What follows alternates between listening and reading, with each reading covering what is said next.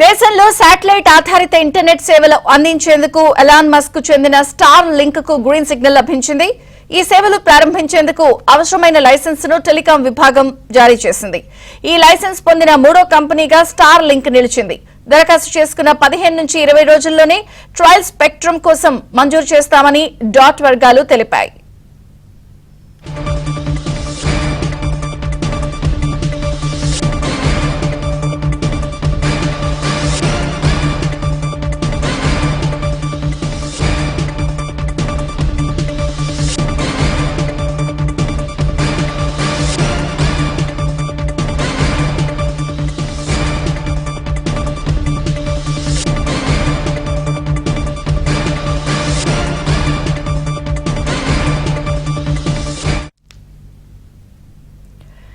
దేశంలో శాటిలైట్ ఆధారిత ఇంటర్నెట్ సేవలు అందించేందుకు ఎలాన్ మస్క్ చెందిన స్టార్ లింక్ కు గ్రీన్ సిగ్నల్ లభించింది.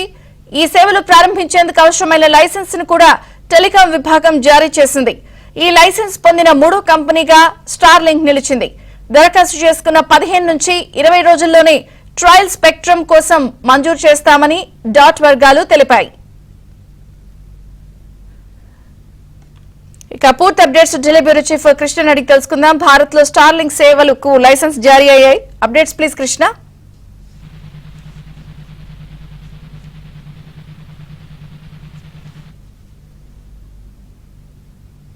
కృష్ణ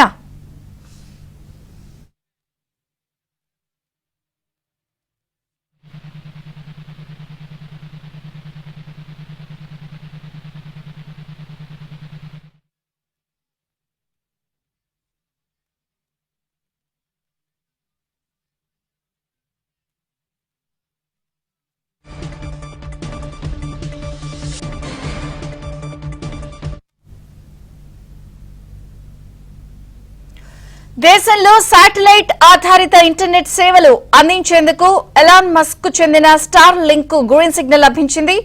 ఈ సేవలు ప్రారంభించేందుకు అవసరమైన లైసెన్స్ ను టెలికాం విభాగం జారీ చేసింది. ఈ లైసెన్స్ పొందిన మూడో కంపెనీగా స్టార్ లింక్ నిలిచింది.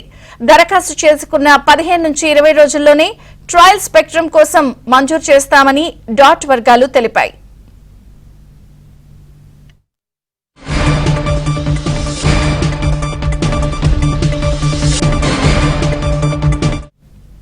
భారత్ లో స్టార్ లింక్ సేవలకు మంజూరయ్యాయి పూర్తి స్థాయిలో లైసెన్స్. ఇకపై భారత్ లో ఎలాన్ మస్క్ కి సంబంధించిన కంపెనీ సేవలు అందించబోతోంది స్టార్ లింక్.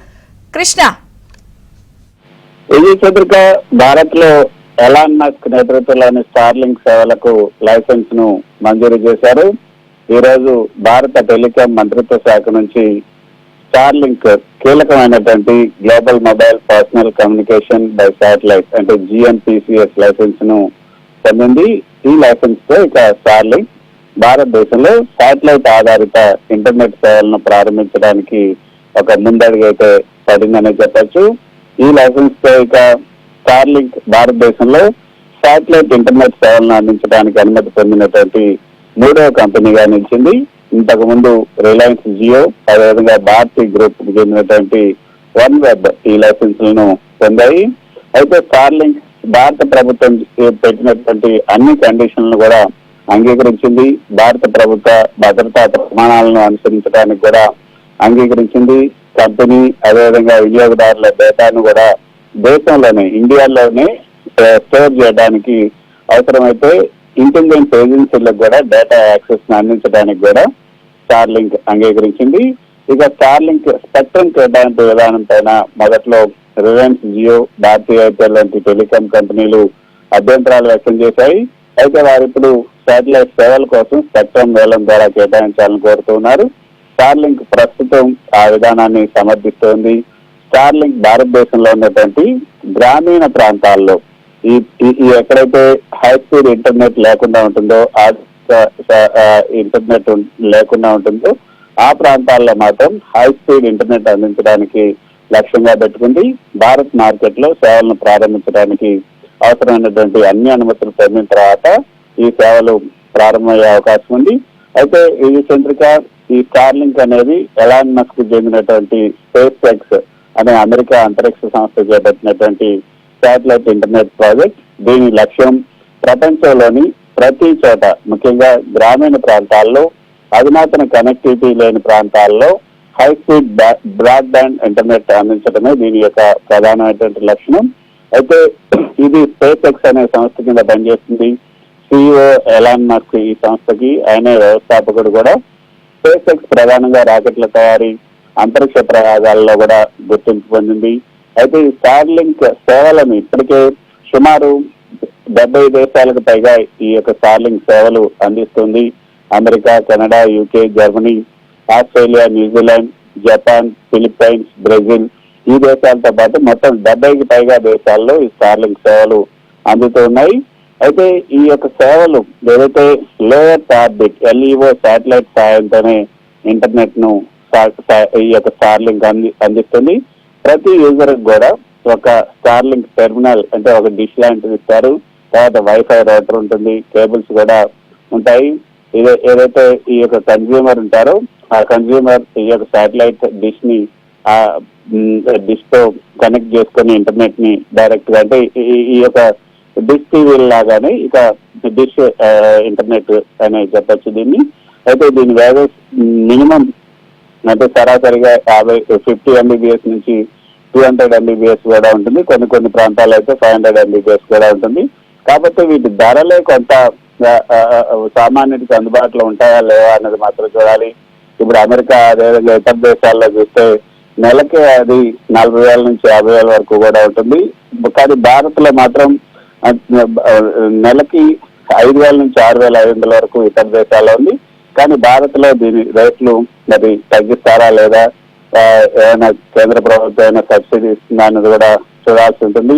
గిరిజన ప్రాంతాలు, ముఖ్యంగా గిరిజన ప్రాంతాలు, గ్రామీణ ప్రాంతాల్లో బ్రాడ్బ్యాండ్ లేని చోట ఇదొక దివ్యౌషధం లాగా పనిచేస్తుందనే చెప్పచ్చు.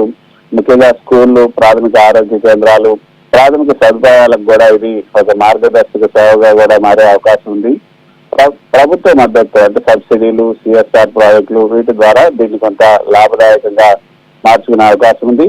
ప్రస్తుతం అయితే దీని ఖర్చులు సామాన్య మద్దతు తరగతి కన్జ్యూమర్స్ కి కొంత అధికంగా అనిపించవచ్చు. అయితే ఏదైతే నెలకి కావాల్సినటువంటి డేటా తక్కువ బ్రాడ్బ్యాండ్ లేక మొబైల్ డేటా సరిపోతుంది. వాడకాన్ని బట్టి కూడా దాని రేట్లు కూడా ఫిక్స్ చేసే అవకాశం ఉంటుంది.